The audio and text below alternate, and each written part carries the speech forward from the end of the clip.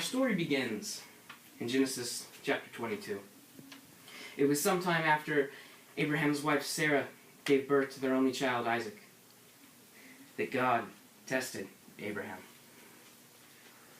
Abraham, Here I am. you are to take your son Isaac to the land of Moriah. There, on the mountain, you will sacrifice him as a burnt offering to me.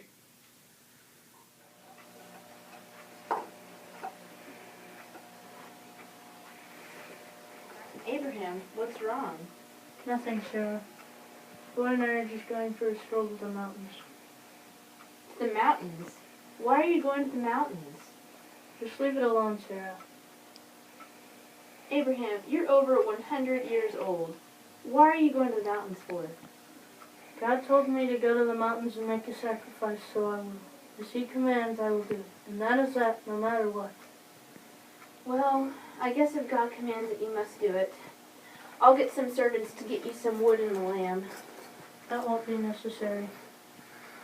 Abraham, you know you can't count on finding enough wood for a sacrificial fire. You must take it with you. I suppose there will be plenty of rocks to build around the altar. Fine. Order the wood to be cut. And the lamb must only take a day or so to find. But do you think maybe you should take a bull or a ram? Did God tell you what animal He wants sacrificed? Yes. Well, what animal? Isaac. Yes, Isaac can go with you. He can't get enough training about how to sacrifice for the Lord.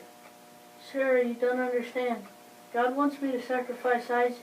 Sacrifice Isaac? He is our only son. You must have heard wrong. God would never ask you to sacrifice your only son. Oh, Isaac, my son. Are you going to tell him? How will you get him to agree to this? You know he is much stronger than you are. I don't know, Sarah. I'll have a long walk to think about the best way to do this. Order the wood to be gathered. I must be on my way. Sarah, I would have spared you the knowledge of this. No, it is better that I know. I'll pray for you and Isaac. Are you sure you're doing the right thing? Yes, Sarah. I'm sure.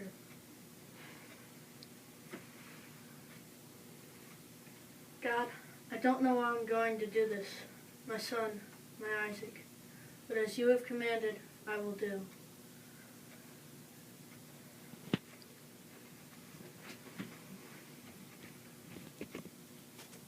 So Abraham arose early the next morning and gathered all that was supplied, including his 2 servants and his only son Isaac, who was to be sacrificed on the mountain.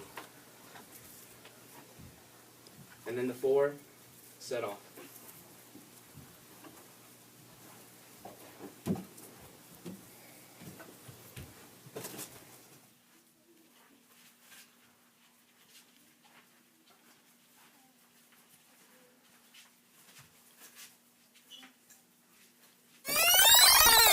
We step back in time to 9 months before Abraham's son Isaac was born. Abraham looked out and saw 3 men. He ran out to greet them, and he bowed low to the ground. Please, honor me with your presence. Wait here while I get you some food and water. Thank you. We accept your gracious offer. Quick, prepare a calf for our guest. Quick, get some bread.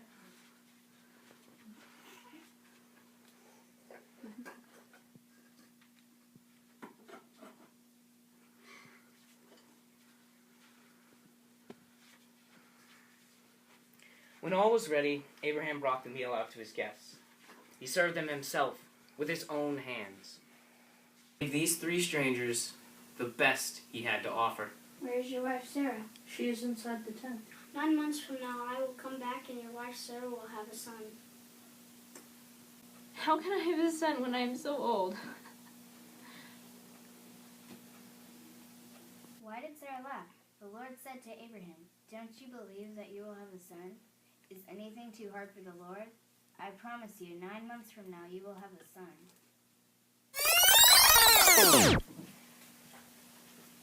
Now Abraham and Isaac had reached the mountain that God had spoken of. Father, we have the wood and the fire, but where's the lamb to sacrifice? The Lord will provide us a lamb, my son. At this, Abraham bound Isaac and placed him on the altar. And drew his knife. He then raised it over his head, as if to slay his only son Isaac. But just before he committed, an angel of the Lord shouted out to him, Abraham, Abraham, Here I am. do not lay a hand on the boy. Do not do anything to him. Now I know that you fear God because you have not withheld from me your son, your only son. Abraham then looked up and saw in the bushes a ram caught by its horns. He went over to the ram, took it, and sacrificed it as a burnt offering in place of his son, Isaac. So Abraham then called the place, the Lord will provide. And to this day it is said, on the mountain of the Lord it will be provided. I swear by myself, declares the Lord, that because you have done this and not withheld your son, your only son, I will surely bless you and make your descendants as numerous as the stars in the sky and as the sand on the shore. Your descendants will take possession of the cities of their enemies, and through your offspring all nations on earth will be blessed because you have obeyed me.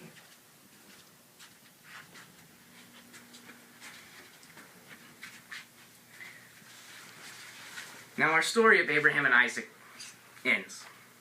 But this is where your story can begin. I must go. But I leave you with a question. If Abraham was able to give up his one and only son Isaac for God, then for God, what can you give up?